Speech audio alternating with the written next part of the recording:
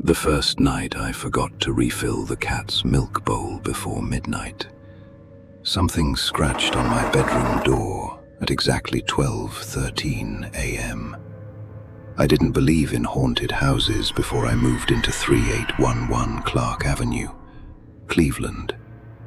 Honestly, I was too broke to believe in anything except cheap rent and instant noodles. The place was in a quiet little neighborhood, one of those streets where every house looks tired, where porch lights flicker for no reason, and where nobody ever seems to look out their windows. The rent was suspiciously low, but after my landlord doubled my previous apartment payment, I didn't exactly have options. The owner was an old woman named Margaret Harlow, thin as a skeleton, silver hair tied back so tightly it looked painful, and eyes that never quite blinked enough. When I first arrived with my bags, she stared at me for a long time before saying, "There's only one rule in this house." I remember laughing awkwardly and saying, "What is this? A vampire movie?" She didn't laugh back. Instead, she led me into the kitchen. The entire room smelled faintly sour, like spoiled milk hidden somewhere under the floorboards. Sitting beside the sink was a tiny ceramic bowl with painted blue flowers around the edge. Next to it, taped onto the wall, was a yellowed piece of paper. "Always fill the milk in the cat bowl before midnight." "That's it?" I asked. Margaret nodded slowly. "Do not forget." I asked where the cat was, expecting some fat, lazy thing to wander through the room, but she only glanced toward the dark hallway behind me and whispered, "Morrow comes when he's hungry." Something about the way she said it made the back of my neck tighten. Still, weird old lady, weird old house. I figured that was all it was. The attic room was freezing cold, even with the radiator on full blast. The ceiling slanted low over the bed, and the wallpaper had started peeling in long strips that curled like dead skin. But it was livable. For the first few nights, everything seemed normal. Mostly, I never saw the cat. Not once. Every evening before bed, I'd pour milk into the little ceramic bowl, and every morning the bowl would be completely empty, bone dry. Not even a white ring left behind. I asked Margaret about it on the third day. "Your cat eats a lot." She froze while washing dishes. Slowly, very slowly, she turned toward me. "You should not watch it drink." I laughed again, trying to break the tension, but she looked genuinely serious. That night, I stayed up chatting online. Rain hammered against the attic window while wind moaned through cracks in the walls. At some point, I checked my phone and realized it was already 12:08. I'd forgotten the milk. For a second, I considered ignoring it. I mean, come on, a cat can survive one night without milk. But something about that house made tiny things feel dangerous. So I got up and headed downstairs. The hallway was dark except for the kitchen light glowing faintly at the end. As I walked down the stairs, I heard something moving below me. Soft, slow, like paws crossing hardwood floor. "Morrow," I called quietly. The sound stopped instantly. I reached the kitchen and froze. The ceramic bowl was already full. Fresh milk sat inside it, perfectly still. I stared at it, confused. I knew I hadn't filled it. Maybe Margaret had done it herself. That had to be it. Then something brushed against my ankle. I nearly screamed, but when I looked down, nothing was there. No cat, no shadow, nothing. Suddenly the kitchen light went out. Pitch black swallowed the room instantly. Then came a sound directly behind me. Purring. Low. vibrating purring. Except underneath it, I heard breathing, human breathing, right beside my ear. I bolted upstairs so fast I nearly slipped. The entire climb, I could hear something following me slowly from below. Not running, just climbing one stair at a time. That night, I locked my bedroom door for the first time. At 12:13 a.m. exactly, scratching started on the other side. Not frantic scratching, calm scratching. Fingernails dragging gently down wood.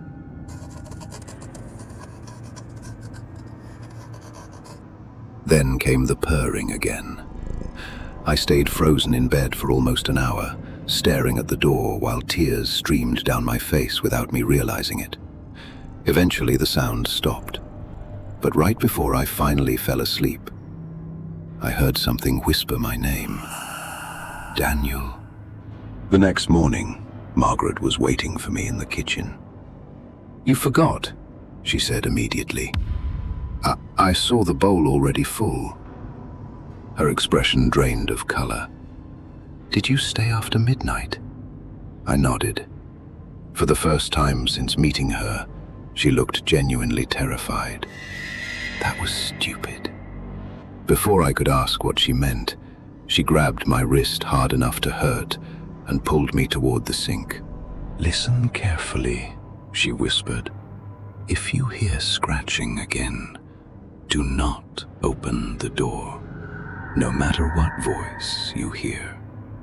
"What the hell is in this house?" I asked, but she ignored me completely. That day, things started changing. The hallway outside my attic room smelled strongly of wet fur. I began hearing movement inside walls at night. Not rats. Heavier than rats. Sometimes I'd catch glimpses of something black crouched at the end of corridors before it darted away. And every night, the milk vanished from the bowl, like something drained it, like something starving was licking it clean. 3 days later, I finally saw the cat. At least, I thought it was the cat. I woke around 2 a.m., needing the bathroom. As soon as I opened my bedroom door, I saw a black shape sitting motionless at the far end of the hallway. Its eyes reflected yellow in the darkness. "Morrow?" I whispered. The thing stood up slowly. Its body stretched upward unnaturally, unfolding taller and taller until its head nearly touched the ceiling. Long limbs bent at impossible angles beneath matted black fur, and those glowing yellow eyes never blinked once. I couldn't move. Then the thing smiled. Cats don't smile, but this thing did. I slammed my bedroom door and backed away so hard, I fell over my desk chair. Immediately, scratching exploded against the wood. Violent this time. Deep, scraping gouges tore through the door, while that horrible purring vibrated through the room. Then came Margaret's voice outside. "Daniel, open the door." I almost did it. Her voice sounded weak, scared. Then I remembered what she'd said. "Don't open it, no matter what voice you hear." The scratching stopped instantly, and Margaret's voice changed. It deepened, warped, stretched into something inhuman, trying badly to imitate speech. "Daniel." I didn't sleep at all that night. The next morning, I found 4 deep claw marks carved into the outside of my bedroom door. Not scratches in the paint, gouges inside the wood itself. Margaret finally told me the truth that evening. Decades ago, during a winter blackout, her 8-year-old son locked himself in his room after hearing noises downstairs. She thought he was asleep until morning came. When she finally opened the door, the room was empty. The windows were locked from inside. The only thing left behind was the family cat drinking milk beside the bed. After that night, the scratching started. Every midnight, every door, every hallway. A priest came once, then another. Neither stayed long. One apparently fled the house, screaming about the thing wearing the cat. Margaret discovered the only thing that kept it calm was the ritual. Fresh milk before midnight, every single night.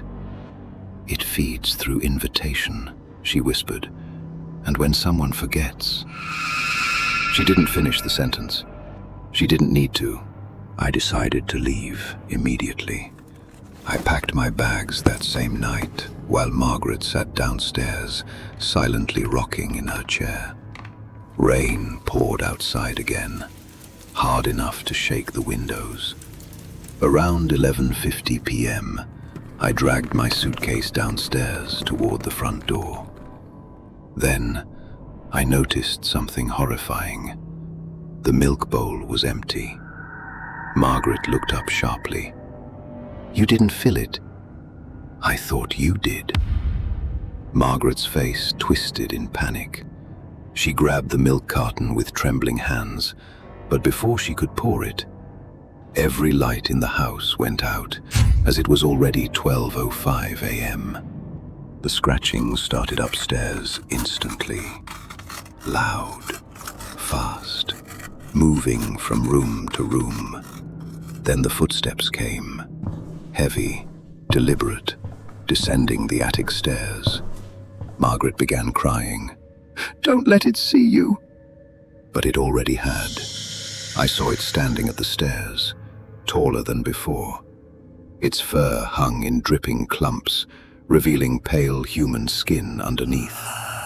And behind those glowing yellow eyes, there was another face trying to emerge. A child's face, mouth stretched open in silent agony. The creature tilted its head toward me. Then it charged. I don't even remember getting out of the house. One second it was sprinting toward me on all fours. The next, I was outside barefoot in the rain, running into the street for my life while something slammed violently against the front door behind me.